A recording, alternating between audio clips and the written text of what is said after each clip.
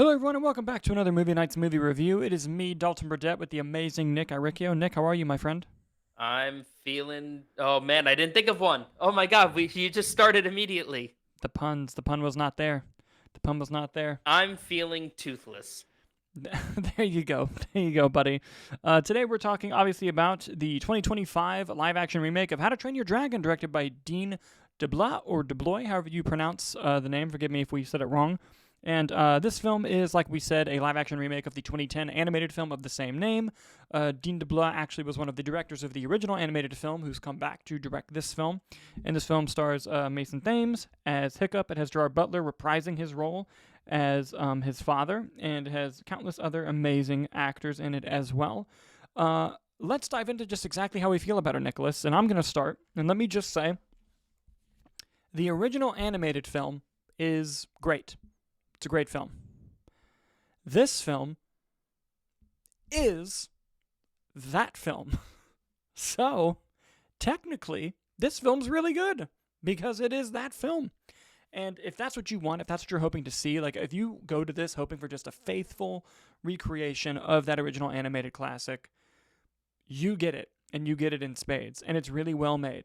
I think. I think the CGI is incredible. I think the performances are good for the most part. I think that the pace and of course the amazing music by John Powell, who does the music again, incredible, outstanding stuff. You know, the story beats this world. Again, the original animated movie is very good. This one is that, so it's also good. If you're looking for something to be more of an adaptation, for something to be different, something to be changed, you're going to be a little bit let down, a little disappointed by that. It is something that I typically look for when I go to remakes. I like to see, different things they change or things they try to do. However, I can't say that I didn't enjoy watching the movie because it's a good movie because I saw it in 2010. But, overall, I enjoyed it. I think even if you don't want it to be the exact remake that it is, you're still going to find enjoyment in the movie just seeing the beautiful images, hearing the beautiful music. Again, I thought Mason Thames did a really good job as Hiccup. My only real negatives with the movie are going to be that since it's incredibly similar to the animation, there are moments in the film where the actors are even acting like they're animated, like very over the top, like almost too much, particularly the opening sequence. To me, the opening scene is a perfect example as to why that is perfect for animation and not live action, the way that it was kind of done, and especially how the acting was happening in that moment. But again, overall, I really enjoyed the film. It's very good. It's just like the animated film. However, there is a little bit left to be desired because it just doesn't have the adaptations and differences you'd hope to see for a new take on an old story. But again, I like that old one, so I like this one. And other than just for some overacting and for some things that didn't translate well, I enjoyed the film. Nick, how you feeling? No, yeah, I've been going back and forth all day on it, leading up to the review because I love the first movie, the original, the animated one, and then you watch this one, and it is just that. So it's kind of like, well, can I be upset about this? And then it kind of just gets me spiraling, thinking about the corporate remakes and the money grabs and stuff like that. And so I feel like that does kind of go in and affect my viewing a little bit of it. But I wanted to try to be as objective as possible on it, and I did have a really good time watching it. And I think it's because that base animation, that original story, that original script, the original idea is just so strong Mm-hmm. that it just translates so well to whatever medium you want because good stories can just do that. I think that Mason Thames does a great job as Hiccup. I really liked him. Gerard Butler absolutely crushes it as his father, Stoic. Is that his name? Just Stoic? Yes. I thought that their chemistry was really strong, especially when they had to hit those dramatic scenes. The whole "You're not my son" speech. I thought that they both knocked it out of the park. I thought that the movie had a great supporting cast. Nick Frost, I thought, was a standout of the movie. I thought he was really funny. Nico Parker did a great job as Astrid. I have some conflictions with the character's interpretation in live action, but that was more just from a performance standpoint. I think it kind of towed that line a bit of like girl bossing a bit too close to the sun versus that rough and tough edge that I think Astrid had. And I also just want to clarify quickly because I know that there was a lot of internet talk about Nico Parker's casting as Astrid. And my criticism has absolutely nothing to do with her casting in the role Of course, of course.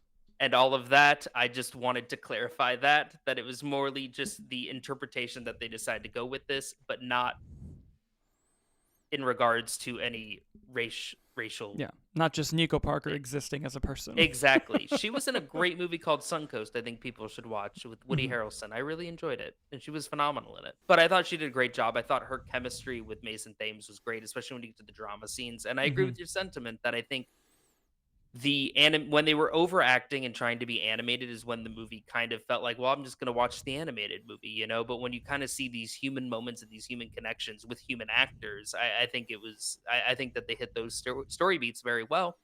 And I thought also the strong supporting cast of just all the friends. You have Julian Dennison from Hunt for the Wilder People and Yep. Deadpool 2. I thought he was fantastic in this, especially coming off of just really not enjoying him in Y2K. And I do not know the actor's name, but I think it's Snotlout is the character. I thought he was a comedic standout for me. I thought his interpretation, his take was very funny. And I thought that on a whole, the dragon CGI was pretty fantastic. Mhm. And sort of just the rigging of how the characters were reacting and interacting with the dragons in their space, I thought all worked really well. I think it was just some of that general wonkiness that you get with CGI of like them riding the dragons looked a bit rough at times. But when you're looking at the dragon on its old or watching them fight, like I thought it looked great, especially the dragon at the end. Spoiler alert: the queen dragon from the animated movie. But I mean, overall, I enjoyed it. I kind of have to knock it down a bit of a peg just because of how good the animated movie was, and it's just the same thing. I think it's a situation where if I want to watch How to Train Your Dragon, 100% of the time, I'm going to throw on the animated movie. That being said, I will be there for the live action sequel. Yeah, And no, that's kind of where I'm at on it.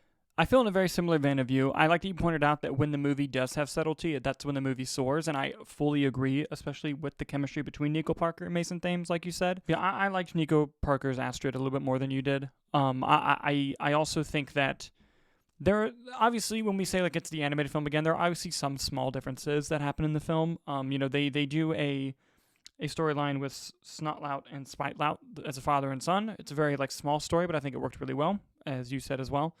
And that was interesting. And I agree that if I'm gonna rewatch How to Train Your Dragon, I'm just gonna watch the animated one.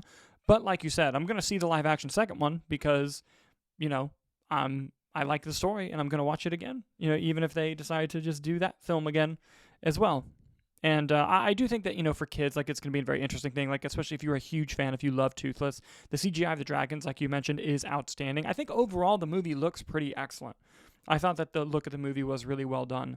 Even when you can tell something isn't real or something is green or blue screened, it still felt nice to look at. Like, it didn't look fake, like, if that makes sense.